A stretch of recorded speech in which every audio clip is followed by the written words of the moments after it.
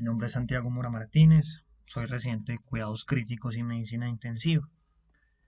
En esta conferencia dialogaremos sobre la interacción corazón-riñón.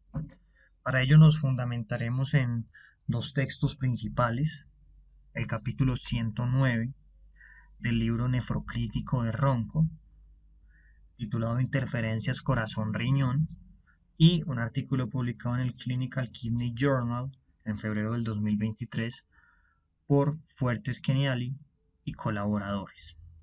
De igual forma, mencionaremos algunos estudios, revisiones sistemáticas y metaanálisis que van a permitir mejorar el abordaje de este tema. Si nosotros pretendemos hablar de la interacción corazón-riñón, debemos mencionar el concepto diafonía o crosstalk de los órganos. La diafonía o el crosstalk de los órganos es un término que se utiliza para definir la comunicación biológica compleja y mutua que existe entre órganos distantes, una comunicación que es mediada por múltiples factores de señalización. Y eso nos explica algo tan simple como el por qué, para un adecuado funcionamiento del organismo, cada órgano particular debe funcionar, y nos explica también por qué la afectación de un órgano tiene efectos sobre otro. Por ejemplo, el compromiso cardíaco puede afectarnos los riñones. El compromiso cardíaco puede afectarnos el hígado, etcétera, etcétera. Si nosotros hablamos de los trastornos combinados del corazón y el riñón, estamos haciendo referencia a un grupo de síndromes que la literatura ha denominado síndromes cardiorrenales. Y los síndromes cardiorrenales incluyen una variedad de afecciones que pueden ser agudas o crónicas, en las cuales un órgano primario afectado genera un compromiso del otro órgano. En este orden de ideas tenemos 5 tipos de síndrome cardiorrenal. Los que más nos interesan dentro del contexto de los cuidados críticos son el síndrome cardiorrenal tipo 1 y el síndrome cardiorrenal tipo 5.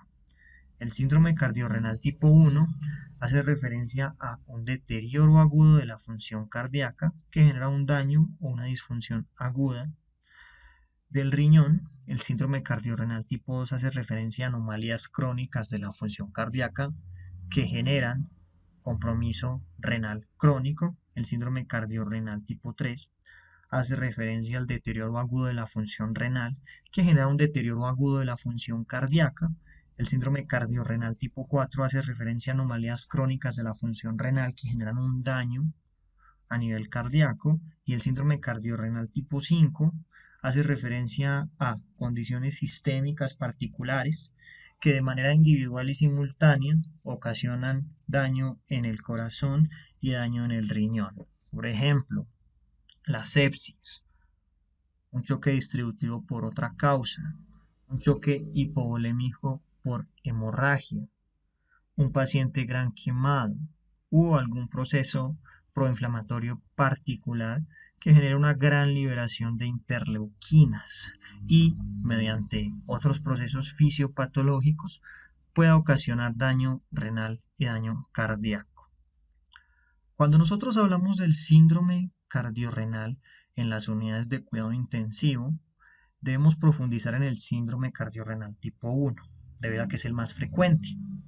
El síndrome cardiorrenal tipo 1 o síndrome cardiorrenal agudo ocurre entre el 25 al 33% de los pacientes que son ingresados a un nosocomio con el diagnóstico de falla cardíaca aguda y representa una consecuencia importante durante la hospitalización y durante el egreso en caso de que el paciente egrese con vida. Y este diagnóstico trae una gran cantidad de implicaciones en cuanto al pronóstico, el abordaje, el manejo, entre otros. Implicaciones tan sencillas como el hecho de que el paciente con síndrome cardiorrenal per se tiene mayor mortalidad.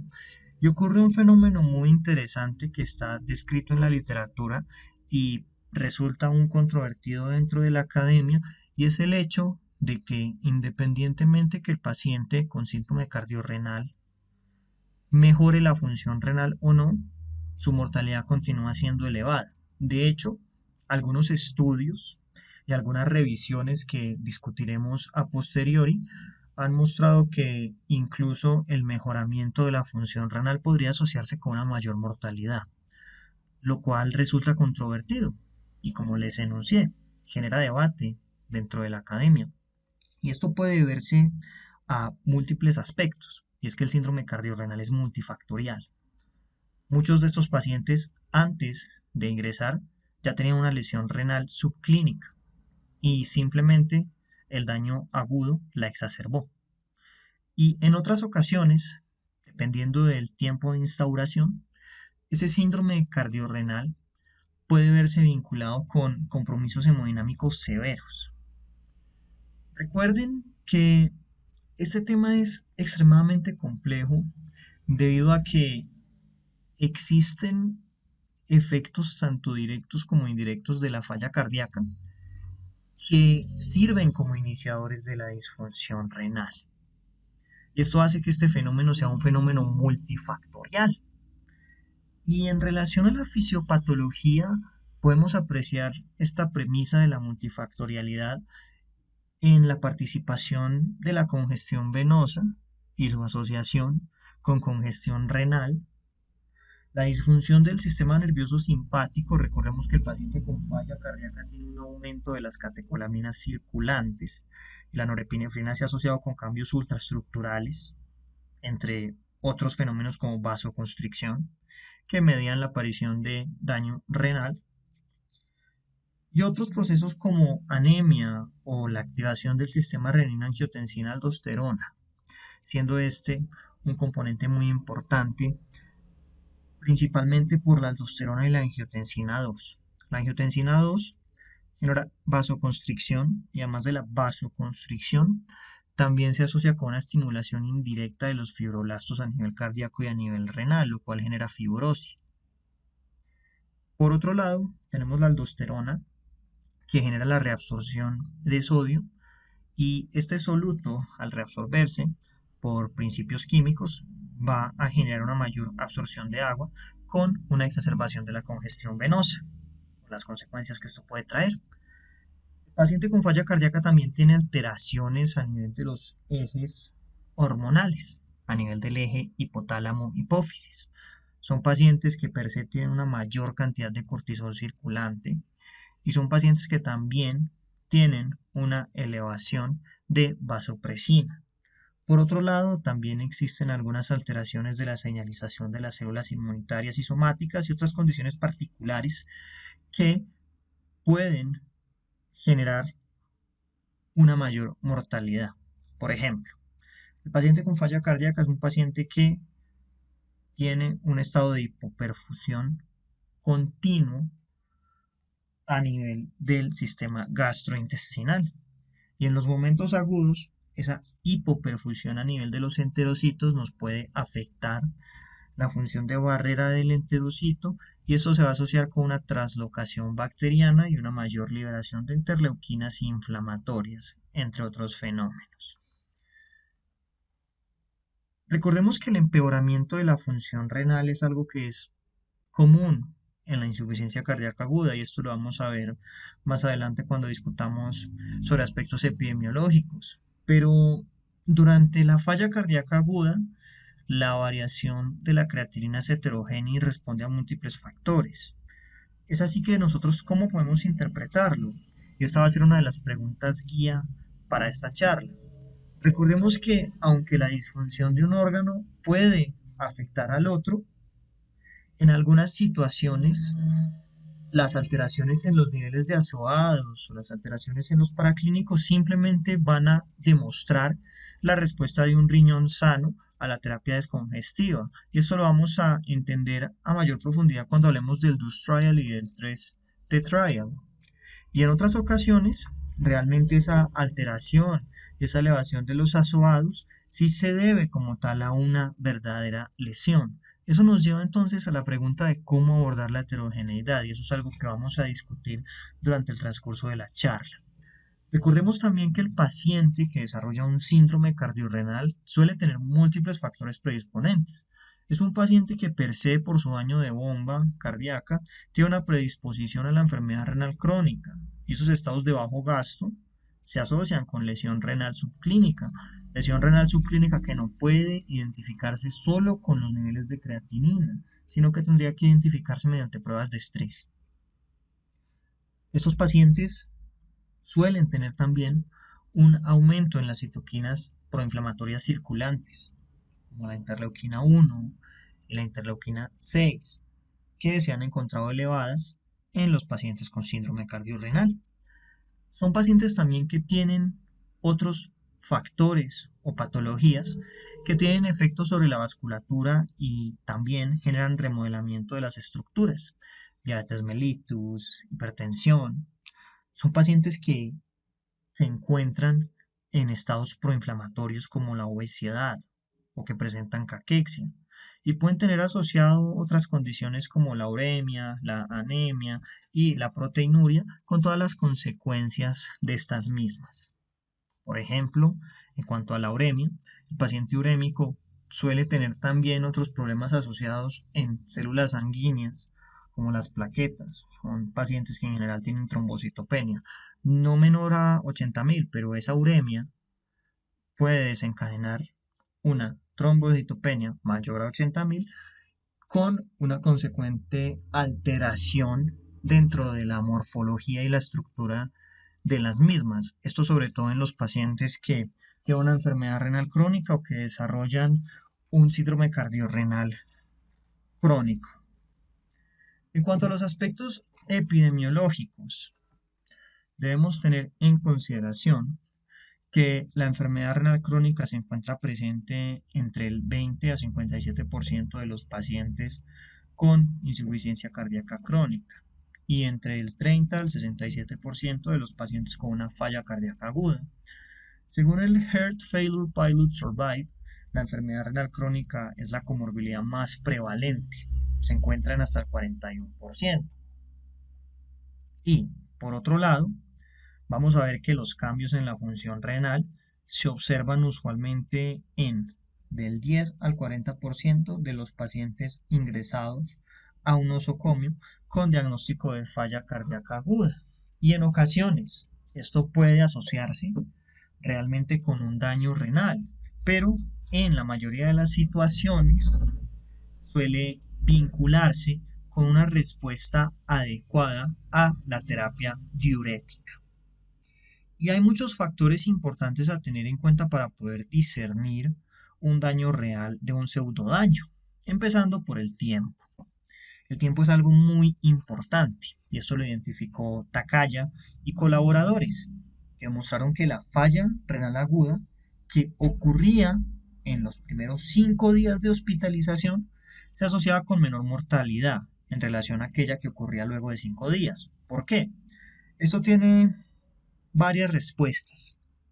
La primera es que los cambios que ocurren en los primeros 5 días usualmente se vinculan con alteraciones subclínicas previas propias del paciente que se ven exacerbadas en el momento del agudo o se vinculan con una adecuada respuesta a la terapia descongestiva.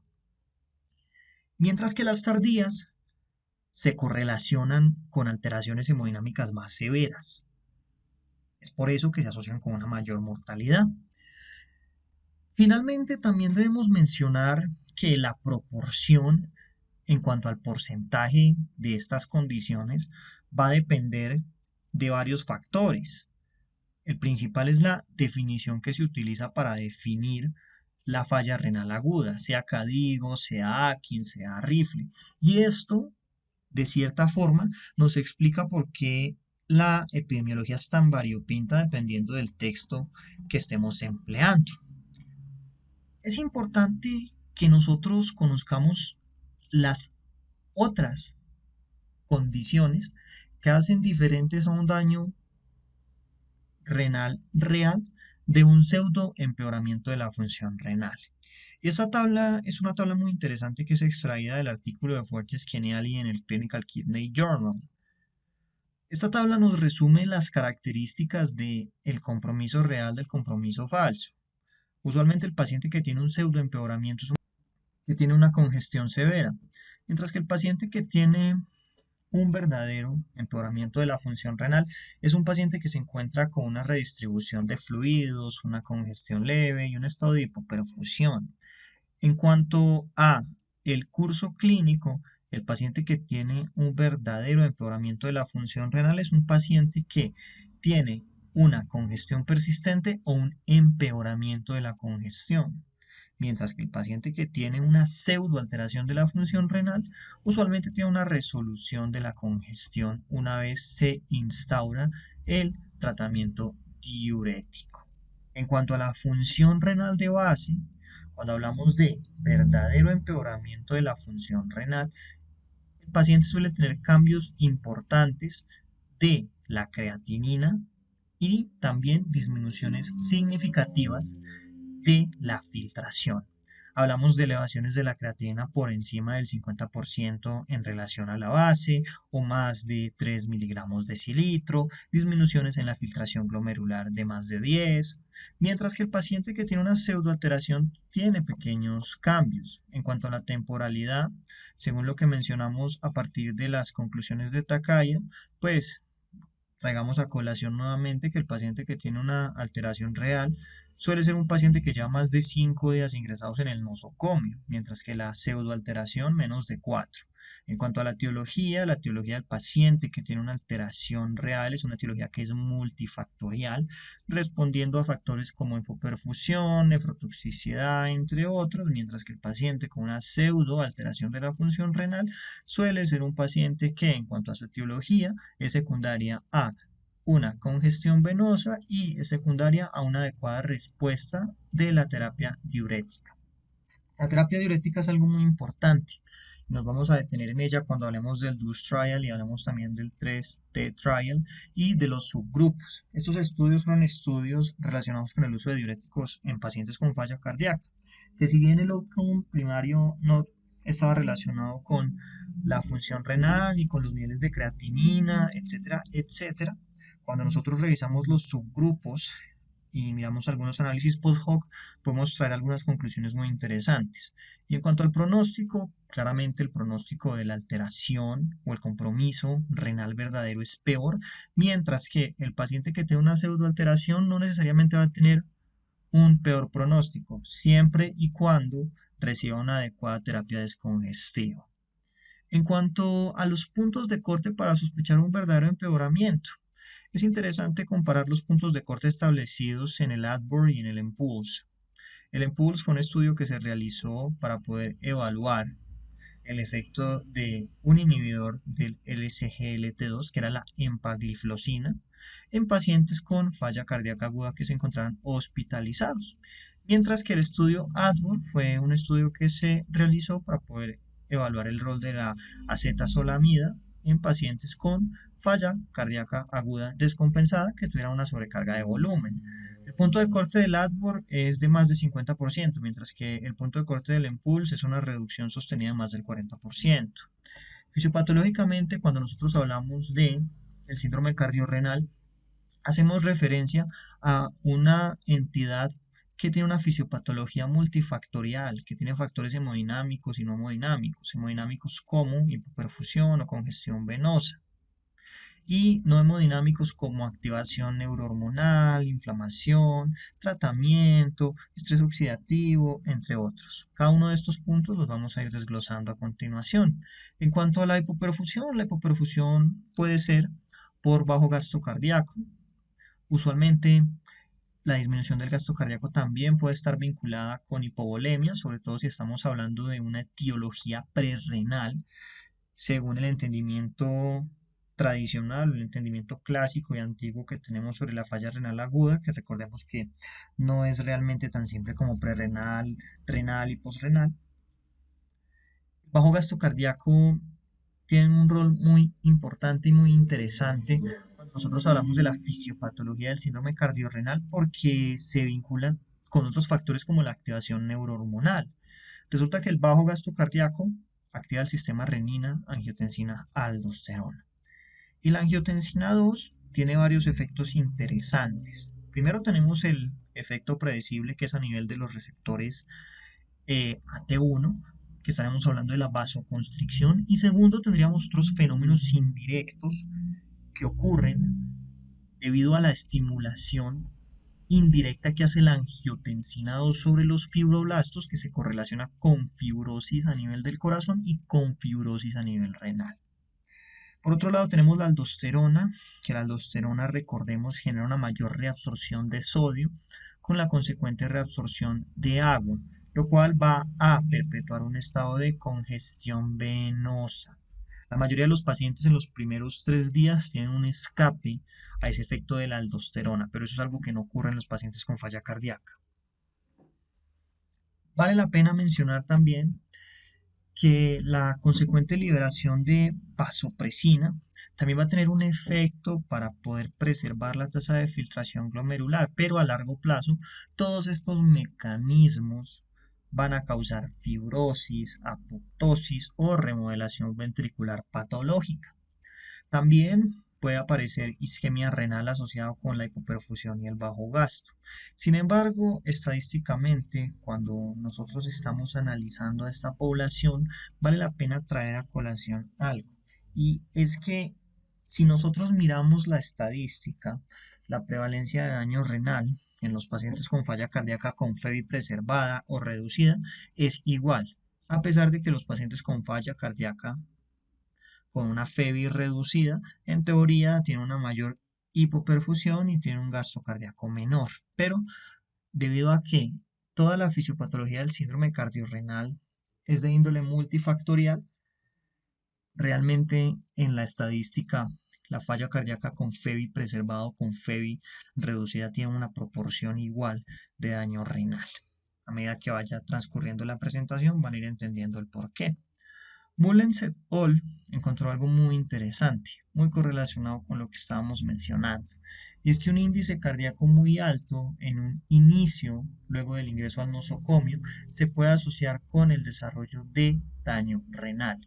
Y esto lo descubrió el equipo de Mullens con 145 pacientes con falla cardíaca aguda que ingresaban a un nosocomio. Hamburg y colaboradores mostraron también que un elevado índice cardíaco se asociaba en los pacientes con una falla cardíaca descompensada con una peor tasa de filtración glomerular. Y esto puede resultar muy interesante para el análisis debido a que en teoría, si estos pacientes tienen un índice cardíaco alto, no tienen un estado de bajo gasto tan significativo. Sin embargo, debido a que el gasto cardíaco no es el principal determinante para el desarrollo de este daño a nivel de los riñones secundario a compromiso cardíaco, vamos a encontrar una explicación. El estudio Pre-Relax HF fue un estudio que encontró como un hallazgo secundario que las caídas en la presión arterial sistólica mayores a 20 durante las primeras 48 horas de hospitalización predecían daño renal, mientras que caídas de 15, de 10, no necesariamente se asociaban con un daño renal. Entonces acá podemos apreciar que realmente la fisiopatología es multifactorial y es muy interesante analizar el papel que juega la congestión venosa y el papel que juega todo el sistema venoso cuando nosotros hablamos de los síndromes cardiorrenales. Se ha encontrado que los aumentos de la presión venosa central tienen un gran impacto en la tasa de filtración glomerular, al igual que las elevaciones de la presión intraabdominal, estoy hablando de elevaciones por encima de 8 milímetros de mercurio. Estas elevaciones se asocian con deterioros de la función renal. ¿Esto por qué? Porque la congestión venosa genera un aumento en la presión intrarrenal que genera una compresión tubular y que genera hipoxia. Eso genera una reducción del gradiente de presión neto glomerular y eso ocasiona un aumento de la presión extrarrenal que comprime las venas y el parénquima y genera daño renal. Esto nos explica por qué si constatamos los hallazgos de Mullens y de Hamburg, un paciente puede tener un buen índice cardíaco, pero si el paciente está muy congestionado, tiene un compromiso importante en la parte venosa, con una gran congestión venosa, con las consecuentes secuelas que ello va a traer, va a existir un daño renal significativo, ¿sí? O sea que el principal rol para el desarrollo de ese daño no es un gasto cardíaco bajo, va a ser principalmente la congestión venosa. Es algo muy importante. Por ello, Borma y colaboradores acuñaron un término que es el término de taponamiento renal. El taponamiento renal es un término que se emplea para explicar la compresión de las estructuras renales secundarias a un aumento de la presión venosa renal, y esto va a ocasionar una incapacidad de los riñones para expandirse y va a alterar su funcionamiento. También es importante mencionar el rol que juegan los agentes farmacológicos. Hay muchos agentes farmacológicos que se han asociado con un deterioro de la función renal, en ocasiones sí por daño y por nefrotoxicidad, y en otras ocasiones simplemente son respuestas transitorias que se esperan luego de la iniciación del tratamiento farmacológico. Dentro de todo este arsenal encontramos agentes nefrotóxicos como los contrastes yodados, la vancomicina, los aminoglucósidos, los ARA2, los IECA en el contexto agudo, pero también vemos otros fármacos que, si bien se pueden asociar con una elevación transitoria de los azoados, no necesariamente se asocian con daño renal, por ejemplo los diuréticos, que los hemos mencionado mucho, y también los ISLGT2 como la empagliflozina. Recuerden que la empagliflozina, cuando se realizó el estudio EMPA Response HF y también el estudio EMPULSE y se miraron los subgrupos, se asoció en un periodo inicial de tratamiento con una elevación discreta de los azoados, pero no tenía una repercusión pronóstica significativa. El ARNI o los ARNI, estoy hablando del sacubitril/valsartán, también mostró un pequeño efecto sobre la creatinina según el estudio Paradigm y el estudio Pioneer. En un estudio fue significativo y en el otro no. La insuficiencia cardíaca aguda, entonces, si nos empezamos a centrar en el síndrome cardiorrenal tipo 1, mediante múltiples procesos va a culminar en lesión renal aguda. Y eso lo podemos ver expresado en esta diapositiva. La insuficiencia cardíaca aguda, a través de alteraciones en el llenado arterial, un llenado arterial insuficiente, a través de congestión venosa, va a desencadenar cambios en factores neurohormonales y también en parámetros hemodinámicos que van a terminar por disminuir la presión de perfusión de los riñones y van a desencadenar una lesión renal aguda. Y esto es algo que tiene un abanico de posibilidades muy amplias, porque también medía, por ejemplo, la fibrosis. Esa fibrosis es una fibrosis que es secundaria a la activación de los fibroblastos por la activación o por la liberación de angiotensina 2 cuando se activa el eje renina-angiotensina-aldosterona. La lesión renal aguda subclínica es algo muy importante. Muchos de estos individuos han tenido ya episodios repetidos subclínicos de lesión renal aguda, pero eso no se puede identificar simplemente mediante una creatinina. Para identificarse tendría que realizarse pruebas de estrés, y es algo que no se hace rutinariamente. Y esas lesiones repetidas subclínicas terminan por generar lesiones en las unidades nefronales. Y esas unidades nefronales tienen una recuperación parcial, pero otras mueren. Y a medida que esto se vaya haciendo cada vez más y más y más y más repetido, pues el riesgo de un compromiso renal significativo es muchísimo mayor. También es importante mencionar el daño que puede ocurrir en estos pacientes por una deshidratación extrema. Y eso es algo muy importante. Algunos pacientes también pueden tener lesiones renales agudas subclínicas, secundario, por ejemplo, a síndromes gastrointestinales o virales autolimitados, o secundario a cirugías selectivas, o secundario a tratamientos tóxicos de otras enfermedades, por ejemplo, la utilización de quimioterapia o la utilización de antibióticos como vancomicina o aminoglucósidos. Todo esto puede generar la existencia de lesiones renales agudas subclínicas. Y cuando el paciente presenta un factor exacerbante, como una falla cardíaca aguda, pues el daño va a ser mucho más importante. Cuando nosotros hablamos de las lesiones renales agudas subclínicas, habíamos mencionado que estas no pueden identificarse simplemente con una creatinina. Tendrían que identificarse mediante otro tipo de pruebas diagnósticas y para ello podemos hablar entonces de lo que nos propone Bosch y Graf para poder identificar esas lesiones. Esas lesiones pueden identificarse, por ejemplo, mediante las pruebas de carga con proteínas o aminoácidos, en los cuales se identifica primero una creatinina basal, una tasa de filtración glomerular basal, se administra una carga de aminoácidos y luego se mira la tasa de filtración glomerular nueva, se mira esa respuesta. Con eso puede mirar el estrés renal. También otra forma que se puede utilizar, sobre todo en los pacientes que están críticamente enfermos, que están en la unidad de cuidados intensivos, es la utilización de un bolo de furosemida y la posterior cuantificación del gasto urinario. Si hay una eliminación de más de 200 mililitros en las horas subsecuentes a la administración, se estima que ese paciente es respondedor a los diuréticos, ¿sí? Continuando, si nosotros hablamos de entidades particulares que son importantes para el entendimiento del síndrome cardiorrenal, debemos remitirnos entonces a algunos procesos fisiopatológicos que nos plantea Ronco, por ejemplo el de fibrosis cardiorrenal.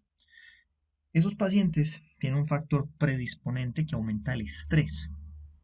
Ese aumento del estrés genera daño agudo y daño crónico con consecuente reclutamiento de células inmunes, con consecuente producción de proteínas de señalización celular a través de pericitos locales, mastocitos y macrófagos.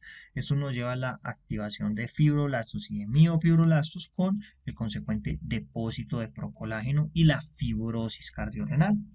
El depósito de procolágeno en la matriz extracelular nos genera fibrosis cardíaca y renal y esto en gran medida está vinculado con la liberación o la producción de galectina. La galectina 3 es una glucoproteína que paracrinamente es capaz de estimular la fibrosis cardíaca. Es una glucoproteína que tiene aproximadamente unos 30 KDA y se encuentra codificada por el gen de LGALS3. La producción de galectina se estimula también gracias a la liberación de angiotensina 2 y esto es algo que hemos venido mencionando durante el transcurso de esta charla. Es así entonces que la activación continua del sistema renina-angiotensina-aldosterona constituye como un estímulo importante a nivel de miocardio y a nivel del riñón para que los macrófagos secreten galectina 3 y estimulen a los fibroblastos. Vale la pena también hablar de la parte hemodinámica y la congestión y para ello quiero mencionar el registro ADHERE. El registro ADHERE fue el primer registro de falla cardíaca que se realizó en Tailandia y a grandes rasgos, como conclusión, simplemente como dato curioso, mencionó que en Tailandia los enfermos de falla cardíaca son más jóvenes y se encuentran más enfermos. Se encontró también que la población de dicho país tiene una mayor frecuencia de falla cardíaca preservada, que la hipertensión es algo muy común y que la mortalidad allí es del 5,4%. Pero bueno, en relación a lo que nos importa con la parte renal, el registro ADHERE mostró que el 50% de los pacientes hospitalizados con falla cardíaca tenían presiones sistólicas de 140 o más. Y esto en gran medida se debe a la retención de sodio. La retención de sodio, ¿por qué? Por la activación del sistema renina-angiotensina-aldosterona y también por la activación simpática. ¿Y qué pasa? La disfunción ventricular izquierda hace que el corazón se convierta en un órgano muy sensible a la poscarga. Entonces, esa poscarga, cuando se eleva, puede empeorar las presiones de llenado del ventrículo izquierdo y fácilmente estos pacientes pueden desarrollar congestión pulmonar independientemente del volumen intravascular total. Y eso hace que se desencadene un círculo vicioso donde constantemente va a ocurrir una remodelación cardíaca y esa remodelación cardíaca puede causar una regurgitación mitral y todo esto va a llevar a un aumento de la presión auricular y también a el desarrollo de hipertensión pulmonar y la aparición de congestión claramente se va a asociar también con una congestión venosa y un aumento de las presiones intrarrenales. Esos aumentos de las presiones intrarrenales que van a desencadenar daño renal.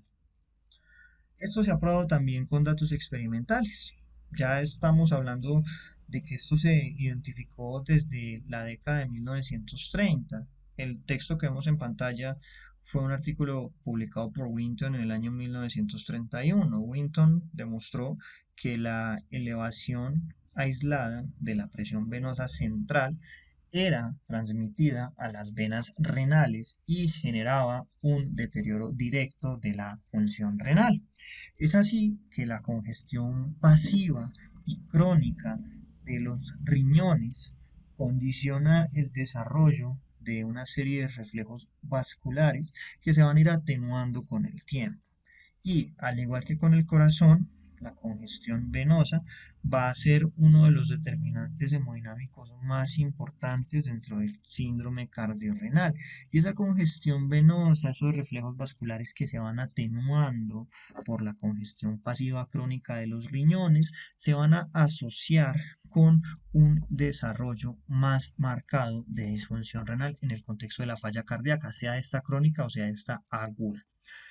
Merecen especial mención dos estudios, el estudio ESCAPE y el estudio Pacman. Ambos fueron estudios que se realizaron con catéteres de arteria pulmonar, el Pacman en el año 2005, y el objetivo de ellos a grandes rasgos era mirar la utilidad del catéter de arteria pulmonar en relación a mortalidad. En cuanto al estudio ESCAPE, el estudio ESCAPE, por un lado, si miramos la parte del catéter de arteria pulmonar, encontró que no habían diferencias significativas en cuanto a la mortalidad en los pacientes en los cuales se ponía un catéter de arteria pulmonar y en los cuales no, pero pues, eso no es lo que viene a este tema, ¿sí? Eso se explica como paréntesis por muchos factores, como el hecho de que los pacientes a los cuales se les pone un catéter de arteria pulmonar son pacientes que están más enfermos en general, y por otro lado, el catéter de arteria pulmonar no es un tratamiento, sino que simplemente es un método de monitorización hemodinámica invasiva, no tiene como tal efecto sobre la mortalidad, sino que el efecto que podría tener sobre la mortalidad estaría relacionado con una lectura adecuada de la monitoría, pero como les digo, esto no viene al caso. Lo que nos parece importante o lo que nos debe hacer tener en cuenta el estudio ESCAPE en relación con la parte renal es que en el estudio ESCAPE no se encontró una relación con los niveles basales ni con los cambios de la hemodinamia sobre las variables renales. O sea, los pacientes que tenían un gasto cardíaco conservado en márgenes de normalidad, aunque el gasto cardíaco nunca es normal, sino que se adecua a la situación particular del paciente, según lo que dice el doctor Pinsky, versus los pacientes que tenían un gasto cardíaco bajo, eran pacientes que no tenían realmente alteraciones significativas en cuanto a las variables renales. En cuanto a la activación neurohormonal, recordemos que en estos pacientes el sistema renina-angiotensina se altera. El fallo ventricular aumenta la renina y eso estimula la producción de angiotensina 1 que pasa a angiotensina 2. Y la angiotensina 2 tiene varios efectos. Primero es un vasoconstrictor sistémico. También tiene la capacidad de estimular centros neuronales y aumentar la sed. También tiene efectos tróficos sobre los cardiomiocitos y las células tubulares renales. Y eso promueve la hipertrofia celular. También promueve la apoptosis, también promueve la fibrosis.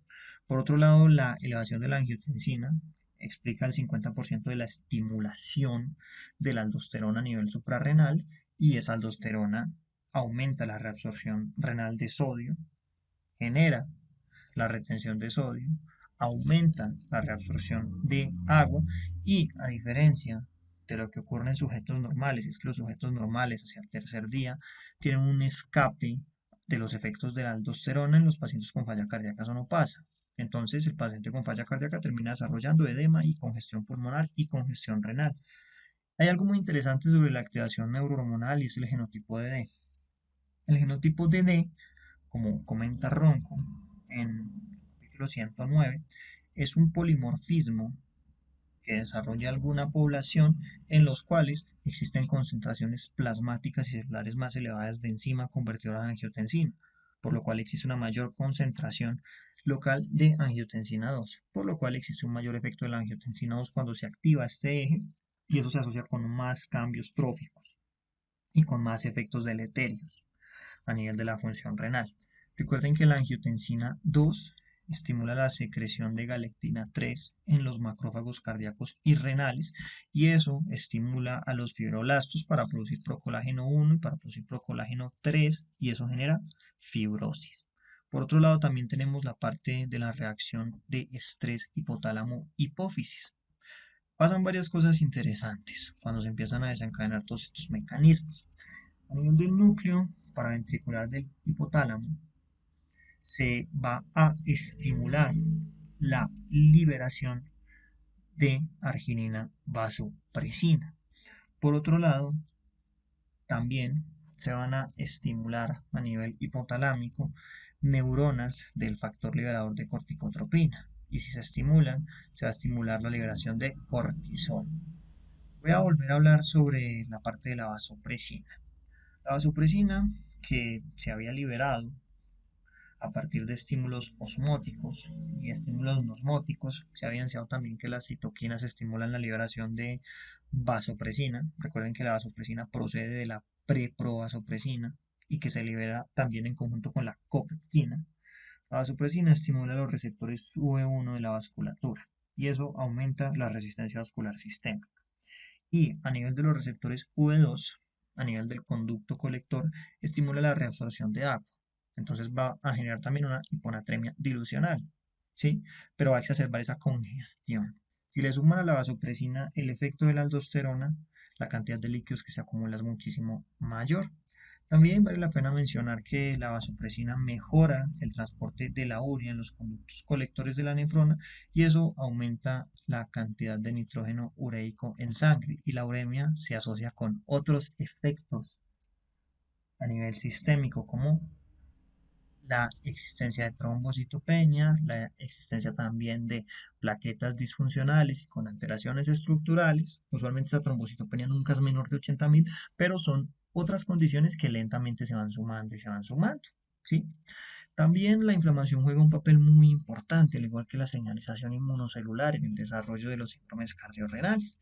Y si hablamos de la inflamación, tenemos que mencionar cuatro componentes: las células, las citoquinas, los anticuerpos y el complemento.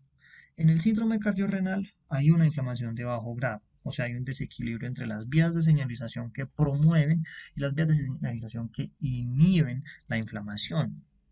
Levine y Coles encontraron que en la insuficiencia cardíaca grave existen niveles elevados de factor de necrosis tumoral alfa. Eso lo pueden constatar en el artículo del New England Journal of Medicine que ven en pantalla, que es un artículo ya viejo, de julio de 1990, pero ya desde los 90 sabemos esto. Por otro lado, en la falla cardíaca hay una desregulación inmune que puede llevar a una lesión renal aguda. ¿A través de qué? De una hiperexpresión de receptores tipo TOL. Esto muy importante que ustedes sepan, esa hiperexpresión de los receptores tipo TOL se relaciona con la translocación bacteriana, la endotoxemia.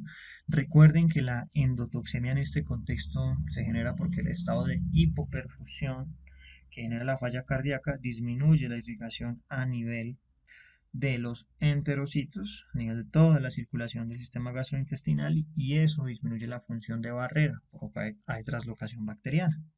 Por otro lado, los pacientes con falla cardíaca también tienen una expresión de pentraxina, de PCR, interleuquina 1 y interleuquina 6, que son interleuquinas inflamatorias. Vamos a hablar sobre la endotoxemia subclínica. La endotoxemia subclínica se debe, como habíamos enunciado previamente, a una perfusión insuficiente a nivel intestinal que va a desviar el flujo a nivel esplánico. Es Esto va a generar una isquemia de las vellosidades intestinales y de la función de barrera, va a aumentar la permeabilidad paracelular, va a ocurrir una translocación de bacterias gram negativas con una consecuente liberación hematógena de endotoxinas, endotoxinas como los lipopolisacáridos, y eso genera una endotoxemia sistémica con un consecuente aumento del óxido nítrico, de la GNP cíclico, con la consecuente producción de TNF-alfa, interleuquina 1, interleuquina 6, ocurren desequilibrios a nivel de los miocitos, efectos cardiosupresores que son mediados por los receptores tipo TOL, alteraciones de calcio a nivel intracelular miocárdico. Esas alteraciones de calcio a nivel intracelular reducen la actividad mitocondrial, también afectan la contractilidad, generan una actividad de metaloproteinasas y generan una disminución de la capacidad adrenérgica. Y todo esto, si nosotros nos ponemos a sumar todos los factores individuales que hemos venido describiendo, nos va a llevar a un daño renal agudo y en ocasiones también a un daño renal crónico. Estos pacientes también suelen tener infecciones concurrentes. Y ahora vamos a hacer un pequeño paréntesis para hablar un poco más sobre el síndrome cardiorrenal tipo 5, puntualmente al que se debe a la sepsis. El entendimiento de la sepsis ha mejorado con el paso del tiempo. Pasamos de los conceptos de Bone de 1996 que hablaban de Sears, Mars y Cars en el artículo Sir Isaac Newton, hasta los postulados de Hodgkin, que son postulados mucho más recientes, donde nos hablan de un síndrome de inflamación, inmunosupresión asociado a la sepsis y de unos mecanismos moleculares más complejos. Lo que es claro es que la inflamación séptica altera los riñones por daño directo e indirecto.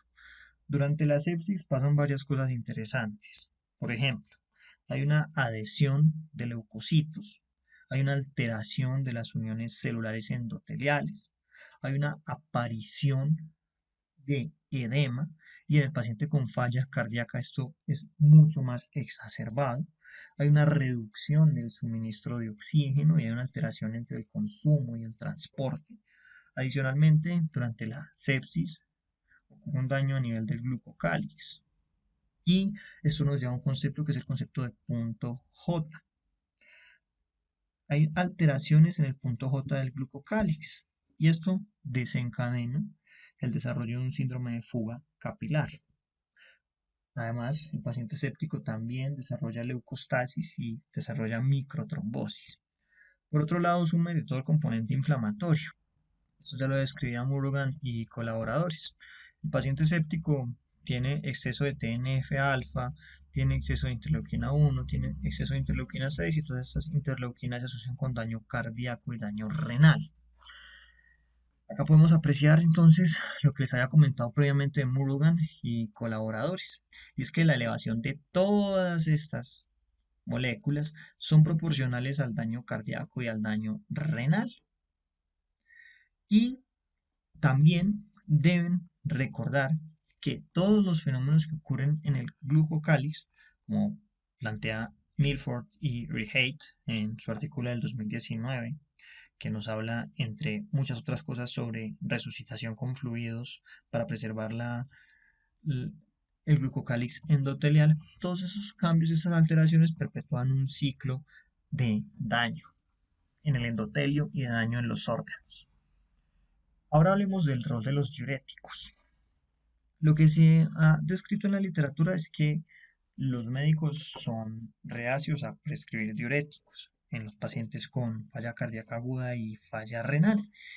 Y esto se debe a que usualmente tienen la concepción de que la utilización de diuréticos en el paciente con falla renal aguda y falla cardíaca va a exacerbar el daño renal. Y eso es falso. ¿Por qué? Por múltiples factores.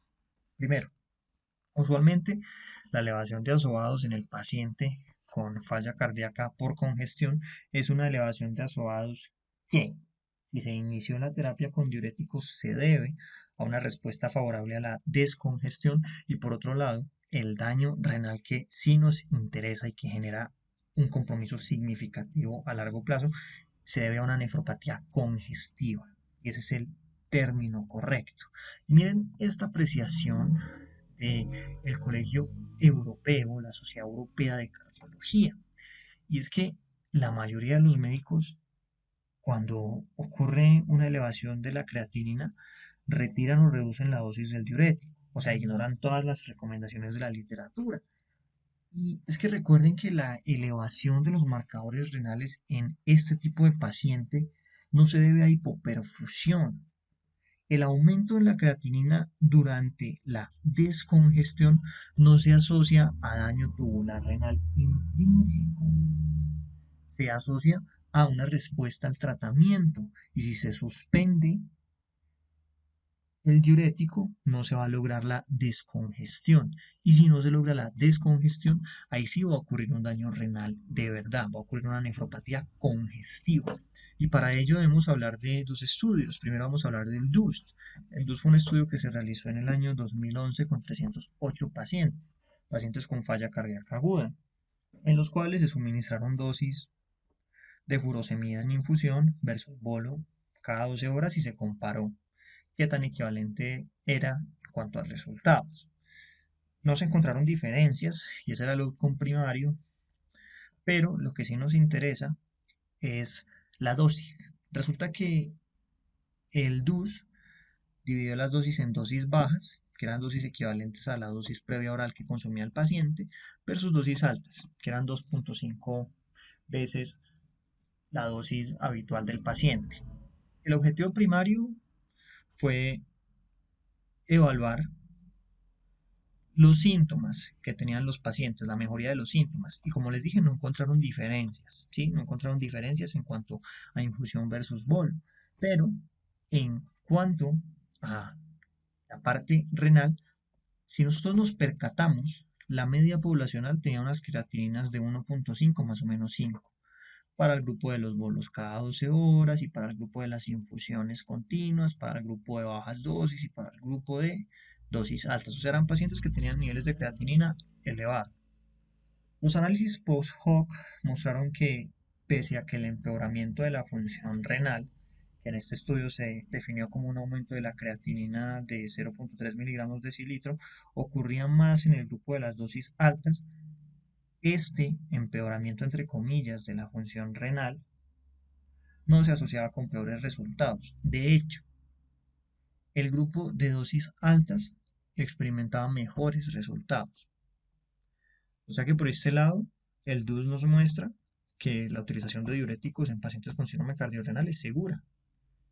Miren acá, miren la figura 2.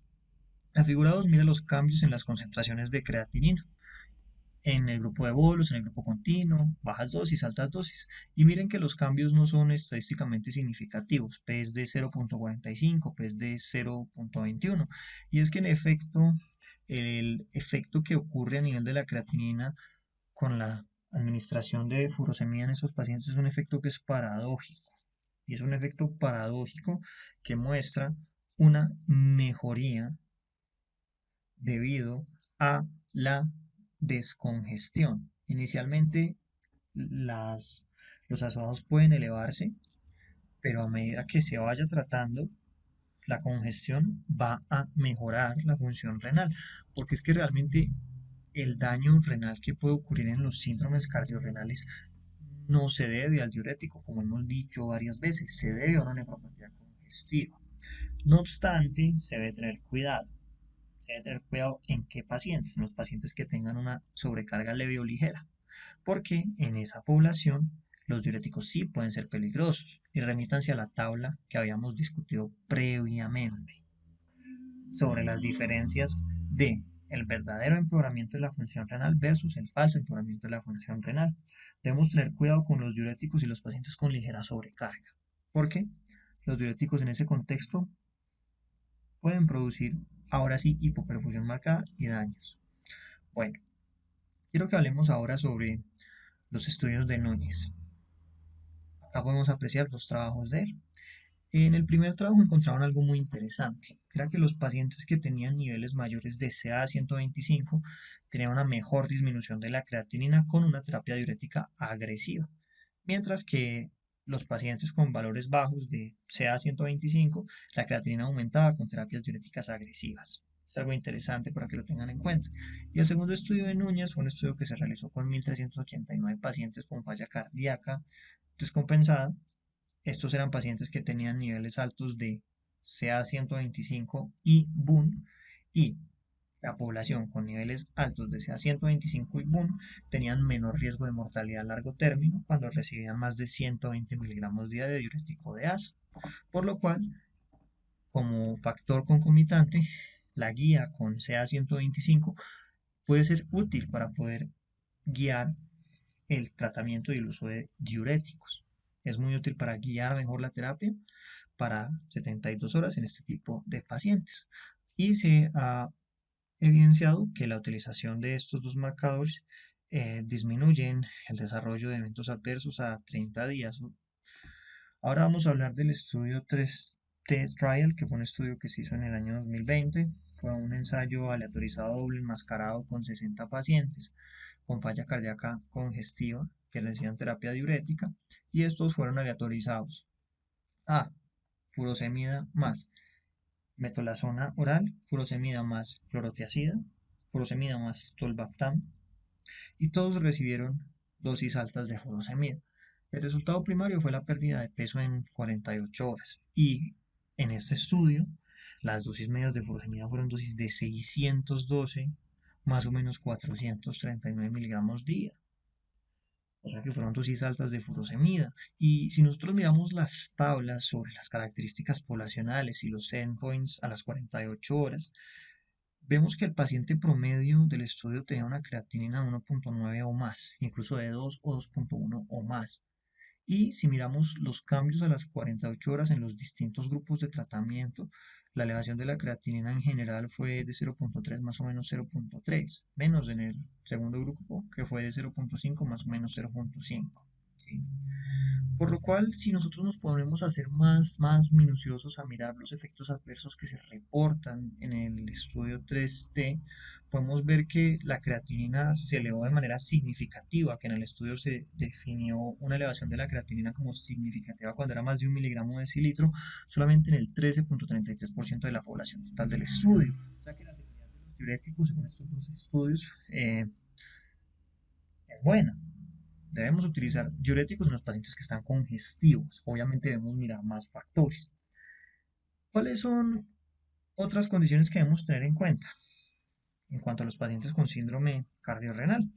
Y es que muchos medicamentos como la metformina, los agentes quimioterapéuticos, la terapia diurética, pero la terapia diurética es por un efecto dilucional, como hemos venido discutiendo, los antibióticos, que si es por nefritis intersticial y disfunción tubular, el contraste yodado, que es por toxicidad directa, los IDECA, que es por una alteración en la retroalimentación túbulo-glomerular, y los AINES, que es por una inhibición de la COX-1 y la COX-2, que disminuyen la síntesis de prostaglandina, pues son medicamentos que pueden elevarnos la concentración de creatinina en los pacientes. Bueno, en cuanto a la terapia diurética, ya quedó clara, ¿sí? La elevación de la creatinina por la terapia diurética es por el tratamiento de la congestión, es por un efecto dilucional. ¿Por qué? Porque empezamos a barrer el solvente que es el agua, queda el soluto, que el soluto ¿cuál es?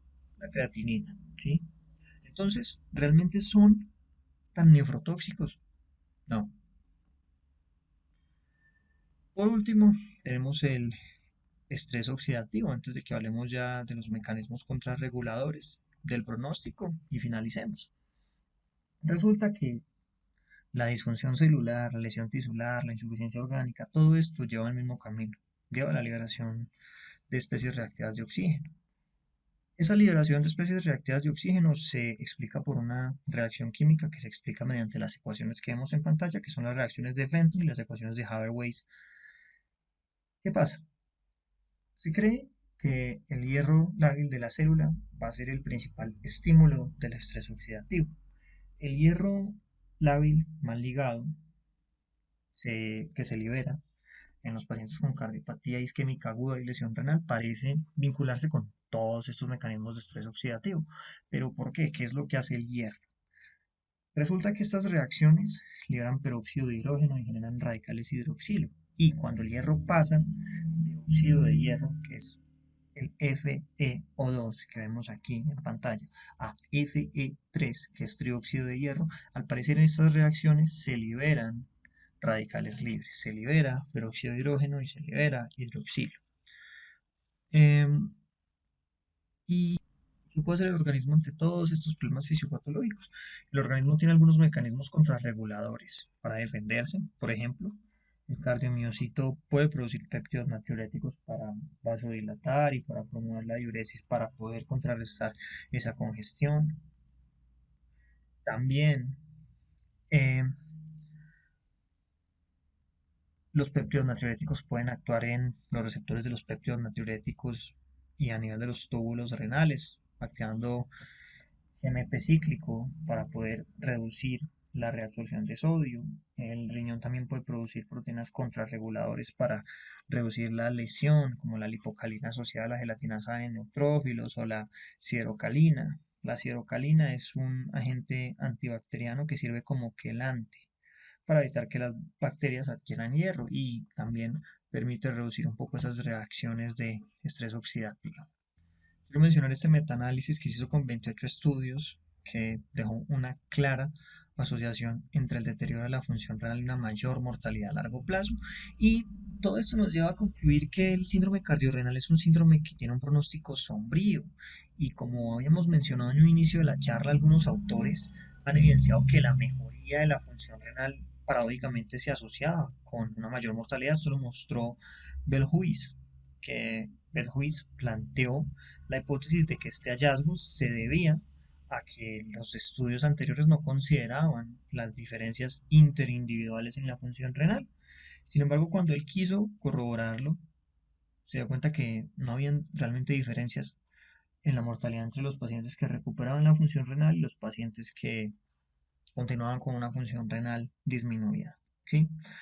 No obstante, la mayor parte de los estudios han demostrado que los aumentos en la creatinina, si sean pequeños, se asocian con mayor mortalidad, sobre todo con peor pronóstico cuando hay hemoconcentración. Con esto finalizamos esta charla, espero que haya sido de su agrado.